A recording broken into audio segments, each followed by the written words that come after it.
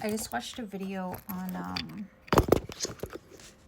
consciousness and Kronzon, where people are dressing in robes and playing as gods and saying they're aliens and all this stuff. And it's the ego's highest peak. It's taking your thoughts, your philosophies, and feeding them back to you as the word of God, your beliefs, your biased opinions, thoughts, debates you've had by yourself, things you've gathered on the internet, and turning it into God, turning it into someone who's giving you a voice to speak because you don't believe in yourself enough to speak from your own voice, you know?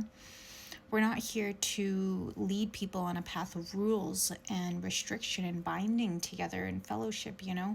We're on this path to give each other space to heal enough to exist without attachments.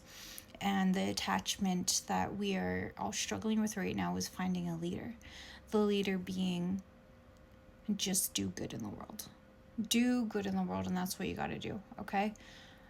Believing that you were given a platform because God told you you needed it to speak to people is a sense of inflation of ego, you know?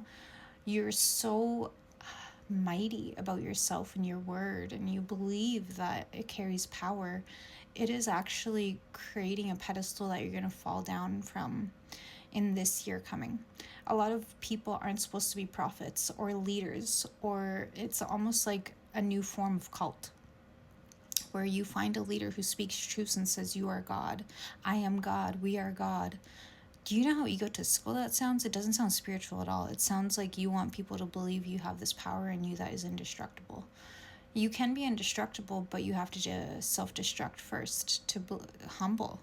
You cannot exist above other people in your mind. You cannot believe that everything you speak is power over others. You know more than the next.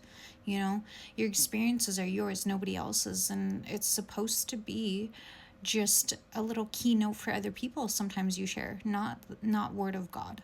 Okay?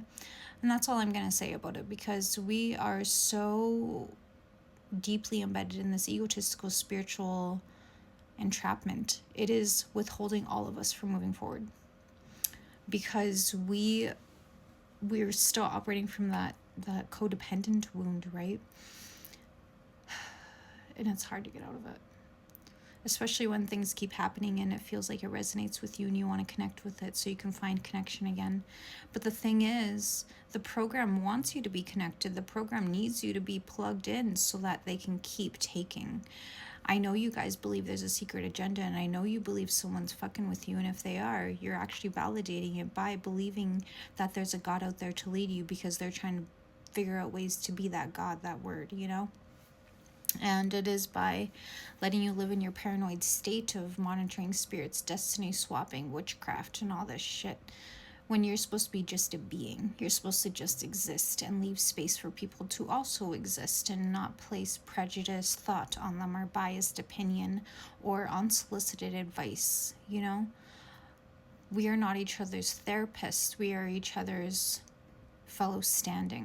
If you feel like this is something you're seeing a lot of, don't fall for it. Don't join one of their cults. It's just everything that requires support, going viral, or alliance to stay strong. That person's platform and word wouldn't be strong without those people supporting them.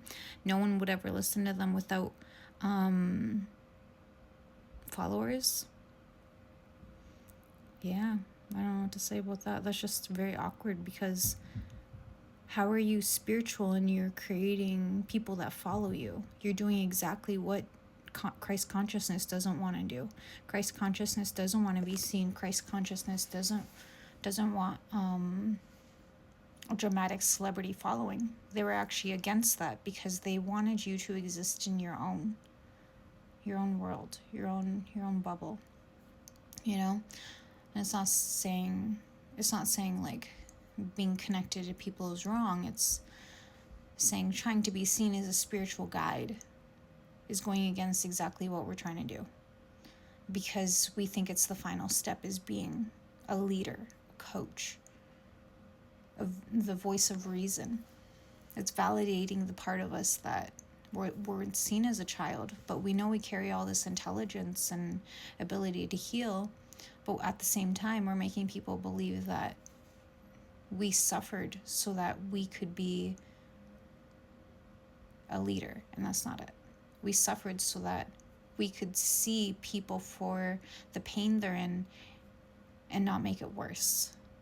Every experience we have is somebody else's, and we see it reflected back to us every day. The pain that we've been through, we see it reflected back to us, and we take it as a spiritual warfare.